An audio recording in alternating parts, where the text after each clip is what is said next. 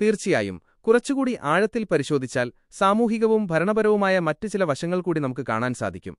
കഴിഞ്ഞ ദശകങ്ങളിലെ കേരളത്തിന്റെ രാഷ്ട്രീയ മാറ്റങ്ങൾ കൂടി പരിഗണിച്ചുകൊണ്ടുള്ള ചില പോയിന്റുകൾ താഴെ നൽകുന്നു. കമ്മ്യൂണിസ്റ്റ് ഭരണത്തിലെ മറ്റ് പ്രധാന വശങ്ങൾ: അധിക നേട്ടങ്ങൾ, അഡീഷണൽ അഡ്വാൻറ്റേജസ്, ആസൂത്രണ ബോർഡും അധികാര വികേന്ദ്രീകരണവും.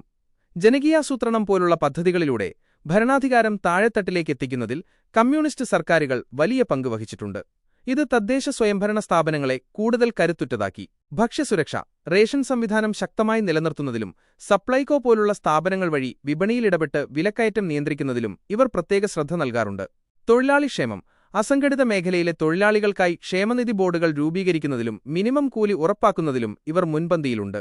സാങ്കേതികവിദ്യയുടെ ഉപയോഗം, കെ-ഫോൺ ഓഫ് പോലുള്ള പദ്ധതികളിലൂടെ ഇന്റർനെറ്റ് ഒരു അവകാശമായി പ്രഖ്യാപിക്കുകയും സർക്കാർ സേവനങ്ങൾ ഡിജിറ്റലൈസ് ചെയ്യുകയും ചെയ്യുന്നത് ഭരണത്തിൽ വേഗത കൊണ്ടുവരാൻ സഹായിക്കുന്നു. അധിക നഷ്ടങ്ങൾ, വെല്ലുവിളികൾ, അഡീഷണൽ ഡിസഡ്വാൻറ്റേജസ്. പോലീസ് സംവിധാനത്തിലെ രാഷ്ട്രീയവൽക്കരണം. പോലീസിന്റെ പ്രവർത്തനങ്ങളിൽ പാർട്ടി സെല്ലുകളുടെ ഇടപെടലുണ്ടാകുന്നു എന്ന ആക്ഷേപം പലപ്പോഴും ഉയരാറുണ്ട്. ഇത് സാധാരണക്കാർക്ക് നീതി ലഭിക്കുന്നതിൽ തടസ്സമാകാറുണ്ട്. പരിസ്ഥിതി വിഷയങ്ങളിലെ നിലപാടുകൾ. വൻകിട വികസന പദ്ധതികൾക്കായി, ഉദാഹരണത്തിന് പാറമടകൾക്ക് അനുമതി നൽകുന്നത് അല്ലെങ്കിൽ മലയോര മേഖലയിലെ നിർമ്മാണങ്ങൾ. പരിസ്ഥിതി നിയമങ്ങളിൽ ഇളവ് വരുത്തുന്നത് ദീർഘകാലാടിസ്ഥാനത്തിൽ പ്രകൃതിക്ഷോഭങ്ങൾക്ക് കാരണമാകുന്നു എന്ന വിമർശനമുണ്ട്. ഭരണകൂട കേന്ദ്രീകരണം. അധികാരം മുഖ്യമന്ത്രിയുടെ ഓഫീസിലേക്ക് സിഎംഒ കേന്ദ്രീകരിക്കപ്പെടുന്നുവെന്നും മന്ത്രിമാർക്ക് പലപ്പോഴും സ്വതന്ത്രമായി തീരുമാനമെടുക്കാൻ കഴിയുന്നില്ലെന്നുമുള്ള വിമർശനം അടുത്തകാലത്തായി ശക്തമാണ്. പ്രതിപക്ഷത്തെ അടിച്ചമർത്തൽ. രാഷ്ട്രീയമായ വിയോജിപ്പുകളെ ക്രിമിനൽ കേസുകളിലൂടെയോ മറ്റു മാർഗങ്ങളിലൂടെയോ നേരിടാൻ ശ്രമിക്കുന്നു എന്ന ആരോപണം ജനാധിപത്യപരമായ ചർച്ചകളെ ബാധിക്കാറുണ്ട്.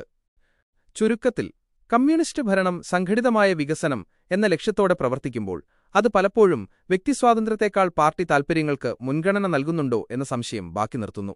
അതേസമയം കോൺഗ്രസ് ഭരണം വ്യക്തിസ്വാതന്ത്ര്യത്തിനും ചർച്ചകൾക്കും പ്രാധാന്യം നൽകുമ്പോൾ അത് പലപ്പോഴും ഏകോപനമില്ലായ്മയിലേക്കും വികസന മുരടിപ്പിലേക്കും നീങ്ങാൻ സാധ്യതയുണ്ട്.